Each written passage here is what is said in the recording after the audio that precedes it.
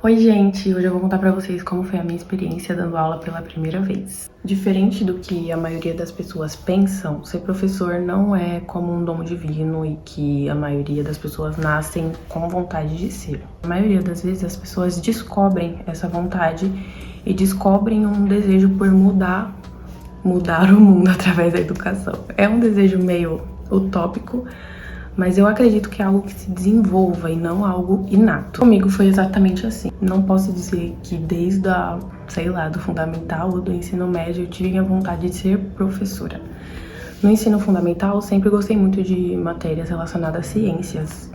Nada a ver com história, que é o que eu faço hoje. Eu sempre tirava notas boas, eu gostava muito da professora. E em história também eu sempre fui muito bem.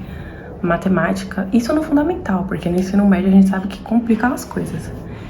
Mas foi no ensino médio que nasceu em mim uma vontade de aprofundar estudando história. Mas de forma alguma eu queria ser professora. Sempre que eu falava que eu queria fazer faculdade de história, as pessoas perguntavam: você vai ser professora? E eu falava: não, de jeito nenhum, Deus me livre. Eu quero ser, trabalhar em museu, trabalhar sendo pesquisadora. Não é só professor, uma carreira que tem como seguir fazendo faculdade de história, tem outras profissões.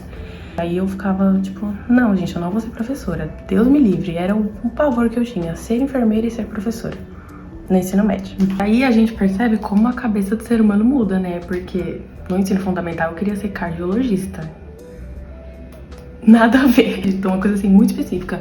Quero fazer medicina e me especializar em cardiologia. E aí depois eu fiquei tipo assim, nossa, eu tenho pavor de sangue, não quero ver na minha frente, não quero nada disso. Enfermagem nunca nem passou pela minha cabeça. Eu parei ali na cardiologia mesmo. Até cogitei nutrição. Normalmente, as pessoas querem direcionar a gente para áreas assim, né? Áreas da saúde. Ou então, se você é de humanas, querem te direcionar para fazer direito. Vai ser advogado. Ou você vai ser médico, ou você vai ser advogado. Ou você vai ser engenheiro.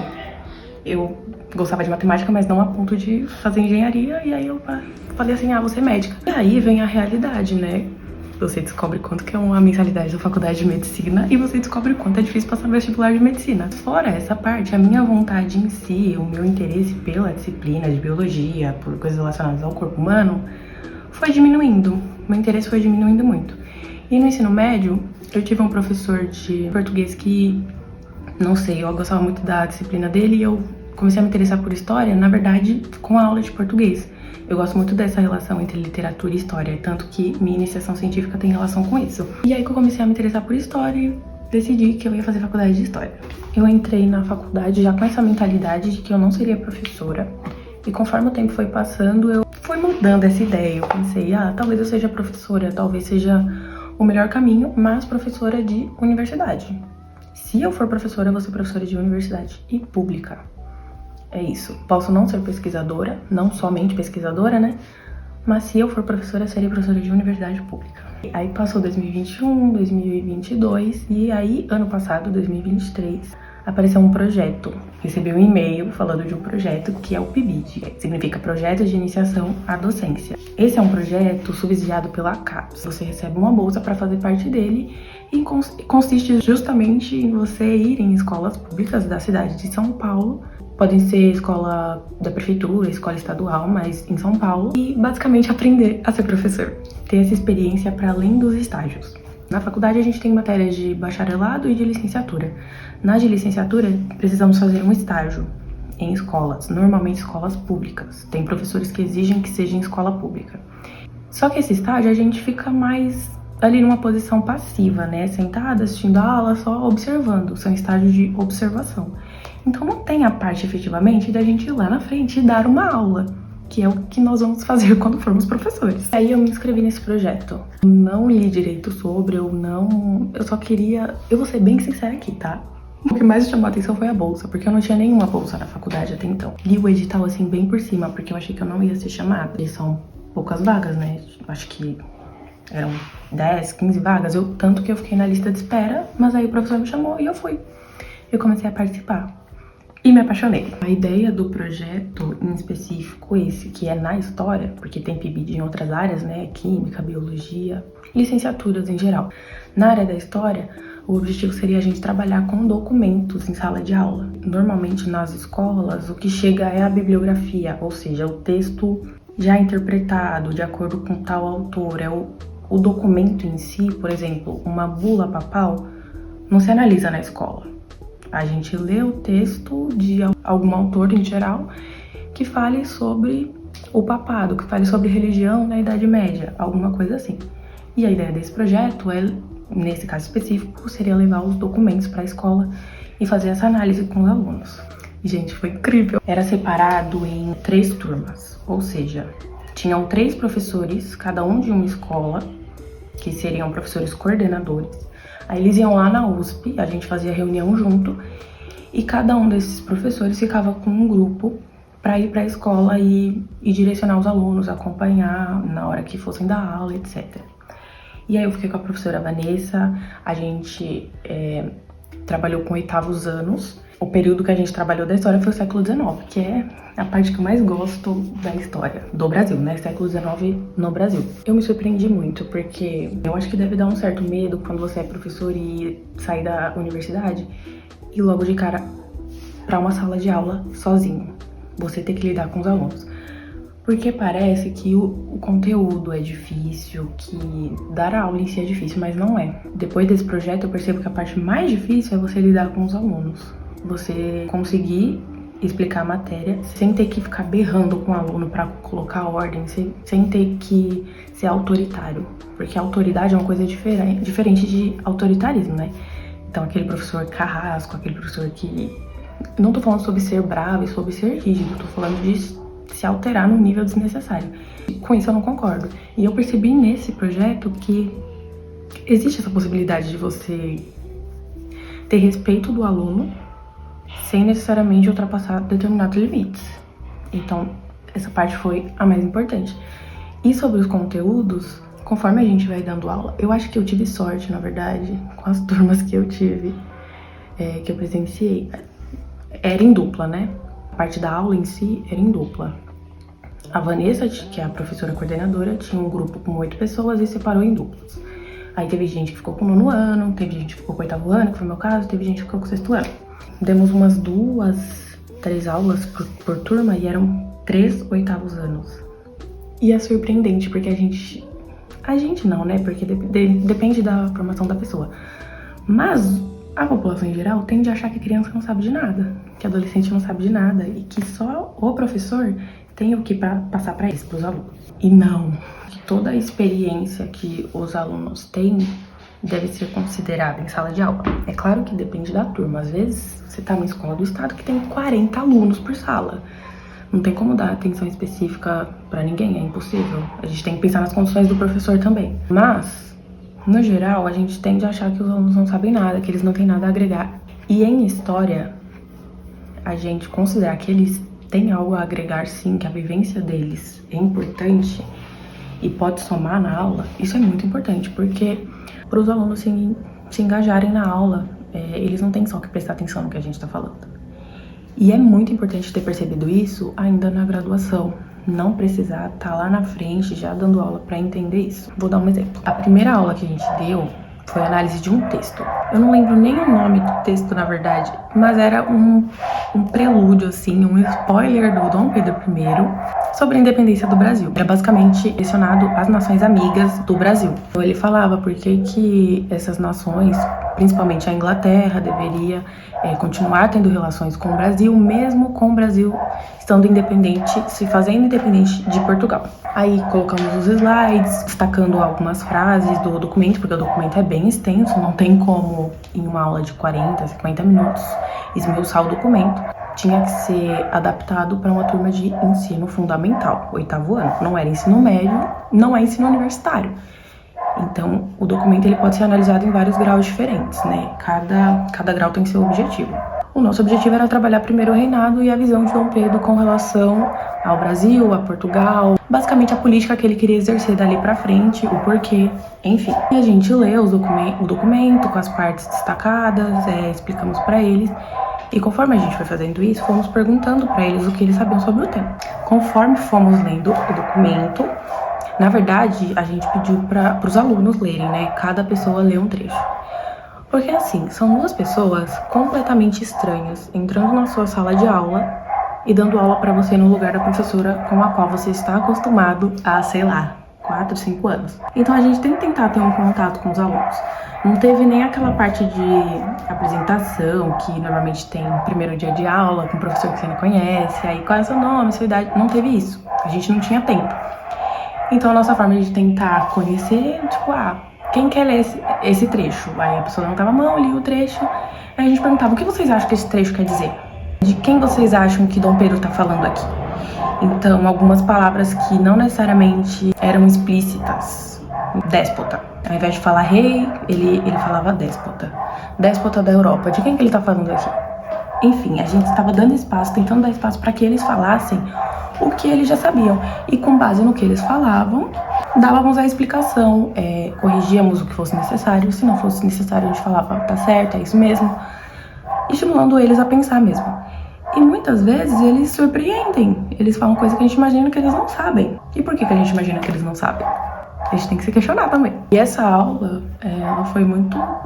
Nossa, foi nossa primeira aula. Então, eu considero, e a professora que era coordenadora também considerou que a gente foi muito bem. A nossa primeira aula. E foi muito legal, os alunos participaram bastante. Eles se propunham a ler, não na mesma intensidade em todas as turmas, porque as turmas são diferentes entre si. Alguns são mais quietinhos, só gostam de ouvir, outros gostam de participar e falar mesmo. Então isso ajuda também a gente ver capacidade nos dois alunos. Não é só o aluno que fica quieto ouvindo que tá prestando atenção. E não é porque ele está quieto que ele tá prestando atenção e que ele tá entendendo. Às vezes o aluno que é mais agitado, ele, em aulas desse tipo, onde você dá espaço e não fica só falando, ele participa muito mais. E ele consegue aprender muito mais e mostrar pra você o que ele já sabe. Que você nem imagina, que você acha que é só um aluno arqueiro. Não. Eu já aprendi isso de cara na primeira aula. Outra aula que nós demos, que a gente imaginou realmente que eles iam se interessar mais, foi relacionada a imagens. Nós levamos 13 imagens, análise de imagem, né? A imagem era tida ali como um documento. Uma era uma pintura do Dom Pedro I, a outra era uma fotografia do Dom Pedro II e a outra era uma pintura, aquela da Independência. Aquela bem famosa, que o Dom Pedro tá no centro, em um cavalo. Nossa, essa aula foi incrível, porque eles participaram demais. Nós fazíamos perguntas relacionadas à representação dos dois imperadores. Por que vocês acham que esse tá representado mais velho? Por que esse tá mais jovem? Qual é a relação entre o governo deles e a forma como eles foram representados? E antes de tudo isso, a gente deu uma explicação para eles sobre o que era representação. O que é iconografia? Necessariamente o que tá na imagem é 100% baseado na realidade. E nesse momento eu dei pra eles o exemplo do Instagram, dos efeitos do Instagram que eles usam. Se na vida real eles estão daquela forma que eles postam, por exemplo, os que usavam. E aí já foi uma forma também de chamar a atenção deles pra uma coisa que tá relacionada com a realidade deles, porque são representações, não são necessariamente, não é uma mentira, mas é uma representação. Tá relacionado com a realidade, mas não é 100% a realidade. E nisso a gente estava tentando trabalhar o senso crítico deles, porque no fim a gente estuda história muito também para ter senso crítico. E fomos esmiuçando, tentando explicar o que estava por trás da imagem, a pintura da Independência, por exemplo. A gente contou para eles que não necessariamente Dom Pedro, na verdade ele não estava com uma alazão, aquele cavalo maravilhoso, que ele estava em cima, acho que era de um jegue, alguma coisa assim. Só que não era glamouroso, não era uma coisa bonita para ser representada. Então, posteriormente, ele foi representado daquela forma, em cima de um cavalo maravilhoso, como se tivesse sido uma coisa incrível. Mas na real, não. E essa foi a segunda aula, foi muito legal, eles participaram muito. E sim, eu vou estar aqui romantizando ser professora, porque eu adorei, a minha experiência foi sensacional. Então, só vou falar das partes boas, porque majoritariamente só teve coisa boa. A cereja do bolo foi a terceira aula, porque nesse projeto a gente estava baseado em fontes, como eu falei, fontes documentais, seja imagem, seja texto, seja uma música, um objeto, qualquer coisa, documentais. E a primeira fase era a gente levar um documento chamado de primeira ordem, a segunda era um documento de segunda ordem, e na terceira fase os alunos tinham que trazer um documento pra gente. Nós imaginamos que eles não iam fazer a lição de casa, de trazer um documento de casa, então tiramos um tempo na aula para que eles pudessem pesquisar alguma coisa que eles considerassem que fosse um documento e eles iriam lá na frente apresentar, da mesma forma que a gente fez. Então foi meio que um seminário, assim. Era uma coisa bem curta, pedimos pra que eles fizessem em grupo, só que foi muito importante, porque eu acho que ali, especificamente, eles sentiram que tinham voz, sabe, pra Eu não sei se se a professora, que era coordenadora, já tinha feito isso com eles, mas eles foram muito bem. Acho que eles se sentiram muito à vontade e felizes, né, por estarem sendo ouvidos e dando a interpretação deles do que eles estavam apresentando. E eu acho que foi aí que a gente conseguiu perceber o quanto eles tinham aprendido, né, de tudo que a gente falou e fazendo associações com o que eles mesmos já sabiam. Então, por exemplo, teve um grupo que apresentou uma charge fazendo uma crítica a pessoas em condições precárias de trabalho. E aí eles interpretaram que aquelas pessoas estavam em condições precárias por conta da vestimenta. E aí a gente ia questionando eles se isso tinha relação com o que a gente tinha estudado da escravidão, se necessariamente os malefícios da escravidão não estão presentes hoje na sociedade. E eles já foram fazendo associações com coisas que eles conhecem, com coisas que eles vivem na vida deles, que eles presenciam. E com a história que a gente estuda na escola mesmo. Tipo, não, eu acho que da época que eu estudei história pra agora, não sei se foi sorte de ter pego essas turmas, mas eles tinham uma capacidade de associação muito grande. E também porque a temática, né, século XIX tá um pouco mais próximo da gente. Mas não era aquela coisa, aconteceu lá atrás, não tem mais nada a ver. E também todo o mérito pra professora deles, né?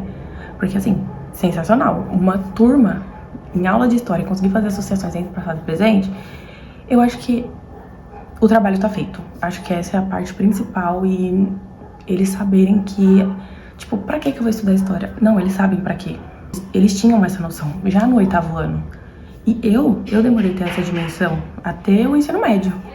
E é claro que a gente tem que levar em consideração que é uma escola super bem situada, uma escola com muita estrutura, com professores com formações excelentes, e tudo isso tem que ser levado em conta. Não dá só pra culpabilizar os alunos de outras escolas porque, não tem interesse. Ou os professores porque, não ensinam direito. Eles, às vezes, não têm condições materiais para ensinar da forma como deveriam. E muitos estão dando o seu melhor em condições precaríssimas. Então, tudo isso tem que ser levado em conta. Mas eu vejo que, tendo feito parte desse projeto, nessa escola, com essa professora, minha experiência foi incrível. Eu achei que eu ficaria traumatizada dando aula a primeira vez. Tanto pela vergonha de falar, quanto por fazer errado, né? Mesmo que a gente faça as coisas pela primeira vez, sabendo que é a primeira vez, a gente tem medo de errar. Eu acho que eu dei muita sorte realmente de ter feito parte nesse contexto, nesse lugar, naquele momento. E foi aí que minha mentalidade mudou completamente. Então hoje eu tenho sim vontade de ser professora, não só de 8º ano, como de 6º ano. Porque eu só posso dar a partir do 5º ano, né? Antes disso é só com pedagogia. Eu colocava muito uma meta de, se eu for, vou ser universitária. Aí passava um tempo, eu posso dar aula em cursinho. Porque colocam na nossa cabeça que quanto menor for a criança, pior você dar aula. É pior você ter o contato na escola. Colocam na nossa cabeça. É difícil. É uma profissão muitíssimo desvalorizada no Brasil. A violência no dia a dia que tem nas escolas com relação aos professores é imensa também. A desvalorização salarial é imensa também. Formação continuada tem lugar que nem existe. Então, assim, é muito difícil. Mas não é impossível e é necessário. Se a gente não tiver professor, gente, não tem outra profissão. É clichê falar, mas se não tiver professor, não tem outras profissões. Seja em qual escala for. Se a criança não foi alfabetizada na idade que ela deveria ser alfabetizada ou da forma como deveria ser alfabetizada, ela não vai ser um engenheiro lá na frente. Ela não vai, sabe? Todas as fases da vida necessitam de um professor. Pelo menos para a educação básica, né? E se a pessoa almeja ter uma educação superior, enfim. Então, acho que todos os níveis deveriam ser valorizados, mas nem mesmo professor universitário, de universidade pública, que é valorizado, é bem complicado. Mas a gente não pode negar que conforme a faixa etária vai diminuindo, existe sim uma desvalorização maior. Então, as professoras do primário, eu falo as professoras porque são majoritariamente mulheres. As professoras do primário, de ensino fundamental 1, que estão ali na fase de alfabetização, são muito mais desvalorizadas, têm condições muito mais precarizadas, e a gente tem que ter isso em mente. Mas o meu resumo é que, tendo tudo isso que colocou na nossa cabeça de ser uma profissão ruim, e tipo, você vai ser professora? Coitada. Eu chegava em escolas pra fazer estágio, aí eles perguntavam, os alunos perguntavam, você quer ser professora? Ai, coitada, por que você tá nessa sala? Que dó de você. Os próprios alunos falavam isso. Então é uma coisa muito enraizada. de que, apesar de ser algo importante, é algo desvalorizado. E essa é a realidade. Mas, como eu ia amarrar agora, né, o resumo é que, apesar dessas condições, eu me apaixonei realmente. Eu sei que não é algo fácil, definitivamente. Eu ainda não sei pra qual idade eu quero dar aula, mas eu sei que eu quero dar aula. E que eu tenho muito a aperfeiçoar, tenho muito a aprender. Mas esse projeto foi um pontapé inicial e fundamental na minha carreira.